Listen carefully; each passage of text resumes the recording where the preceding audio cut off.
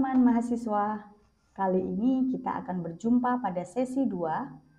Pada sesi pertama kita sudah belajar tentang perkembangan dan aspek-aspeknya.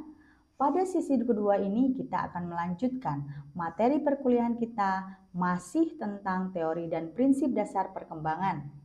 Namun, pada sesi ini kita akan membahas tentang teori-teori tentang perkembangan manusia. Materi ini bisa Anda baca pada buku materi pokok modul 1, kegiatan belajar 2 mulai halaman 1.22 sampai dengan halaman 1.38.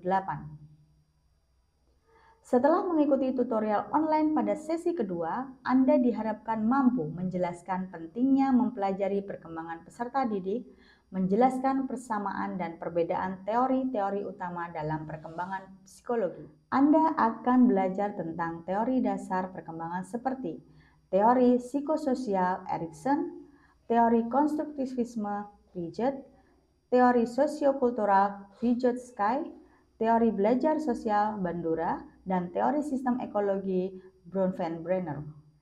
Teori psikososial Erik Erikson adalah kerangka kerja yang menggambarkan perkembangan manusia melalui 8 tahap psikososial yang berbeda, yang melibatkan tantangan dan konflik yang harus diatasi dalam setiap tahap untuk mencapai perkembangan yang sehat dan optimal.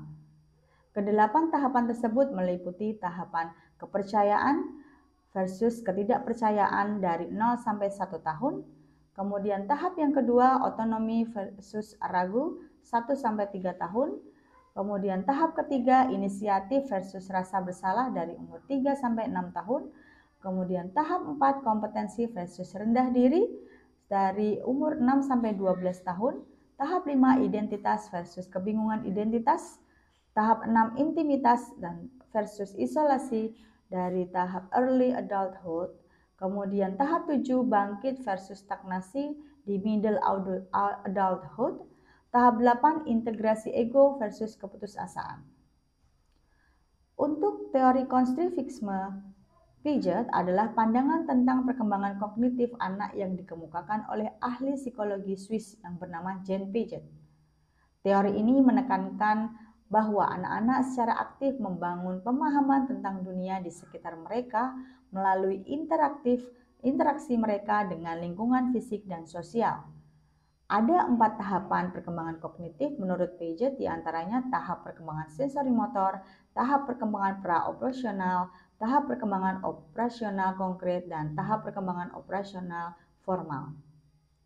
Untuk teori sosiokultural oleh Lev Vygotsky adalah salah satu kerangka kerja penting dalam psikologi perkembangan manusia. Lev Vygotsky dari tahun 1896 sampai 1934 adalah seorang psikolog dan filsuf asal Uni Soviet yang mengembangkan teori ini.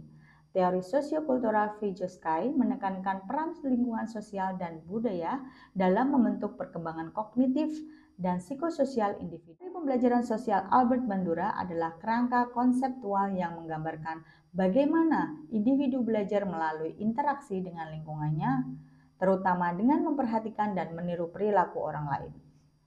Teori ini juga dikenal dengan nama teori pembelajaran observasional atau teori pembelajaran sosial kognitif. Untuk teori sistem ekologi Bronfenbrenner dikenal sebagai model ekologi pengembangan manusia Bronfenbrenner. Dikembangkan oleh psikolog Amerika Ukraina bernama Uri Bronfenbrenner. Teori ini mencoba untuk bisa memahami bagaimana lingkungan sosial mempengaruhi perkembangan individu dari berbagai tingkatan dan sudut pandang. Materi selengkapnya tentang teori dan prinsip dasar perkembangan dapat Anda peroleh dengan cara sebagai berikut. Yang pertama, membaca modul 1 tentang pengenalan teori dan prinsip dasar perkembangan, mengikuti kegiatan diskusi secara aktif, membaca materi inisiasi yang ada pada kelas tutorial online, mengerjakan tes formatif yang terdapat pada BMP dan kelas tutorial. Bagi Anda yang belum memiliki buku materi pokok BMP versi cetak, Anda dapat membaca BMP versi digital yang telah tersedia di ruang baca virtual Perpustakaan Digital Universitas Terbuka pada halaman yang sudah disediakan.